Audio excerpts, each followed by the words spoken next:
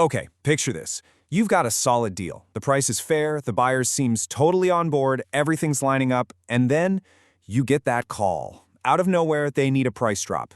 Ugh, why does this always happen? Well, today, we're pulling back the curtain. We're going to get into the bank's secret playbook and finally understand why your buyers suddenly can't afford the price you both agreed on.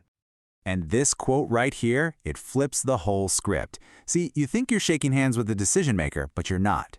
There's this invisible person at the table, the lender, and they're the ones really calling the shots. When they say no, your buyer has no choice but to come back to you, hat in hand, and suddenly your perfectly good price is the problem. So, let's get into our first section here, the invisible negotiator. And this is a huge mindset shift. You think you're selling a property, with all the hard work and value you've poured into it. But to the bank, you're not selling to a person, you're selling to a spreadsheet. And that's the thing about the spreadsheet. It has zero emotion. It doesn't care about the new roofs, the great location, the awesome tenants you found. It is completely, totally, brutally impersonal. All that value you've built, it just boils it all down to one single critical number. And this right here sums it all up. The rule that governs that number, it's not a negotiation. It's a pass-fail test. It's a gatekeeper that just says yes or no. So let's meet the main character, or let's be honest, maybe the villain of our story, this little acronym called the DSCR. All right, that brings us to our second section, the bank's magic number. Now I know, it sounds like some complex financial jargon, but don't worry. We're about to unlock the code behind this three-letter acronym that holds so much power over your deal. Okay, so what is this thing really? DSCR just stands for Debt Service Coverage Ratio, and all it is the bank's personal safety check.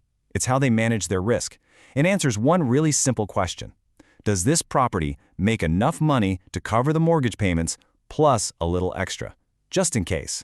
And that little extra, that's the bank's cushion, and it's totally non-negotiable. And here it is, the magic number, 1.25. This is the gold standard. When a bank sees a 1.25 DSCR, they can relax. It means for every single dollar the buyer has to pay on their mortgage, your property is generating $1.25 in income. That extra 25 cents, that's the bank's peace of mind. So, how does this actually play out? Let's walk through it. Let's say your property's net operating income, your NOI, is a nice round $100,000 a year.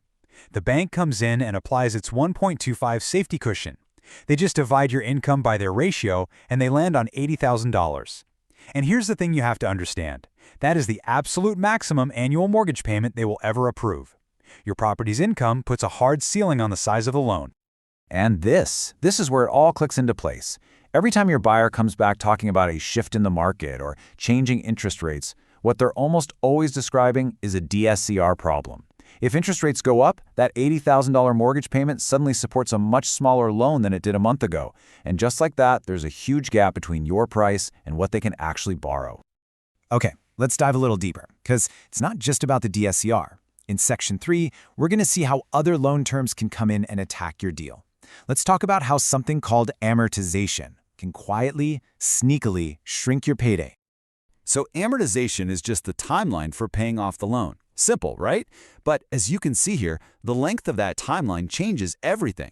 If the bank gives the buyer a shorter term, say 20 years, it forces them to have much higher monthly payments. Well, those higher payments make it way harder to hit that 1.25 DSCR target, so the bank approves a smaller loan, which gives the buyer the perfect excuse to demand a price cut from you. So from now on, when you hear that phrase, you'll know exactly what's happening. It's not some vague, mysterious issue. It's just the bank's math playing out.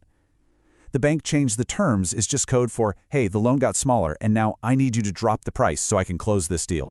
And this brings us right to the heart of the conflict in pretty much every deal, the seller versus the bank's reality. It's this constant battle between what you know your property is worth based on its merits versus the cold, hard calculation of what a bank is willing to finance today.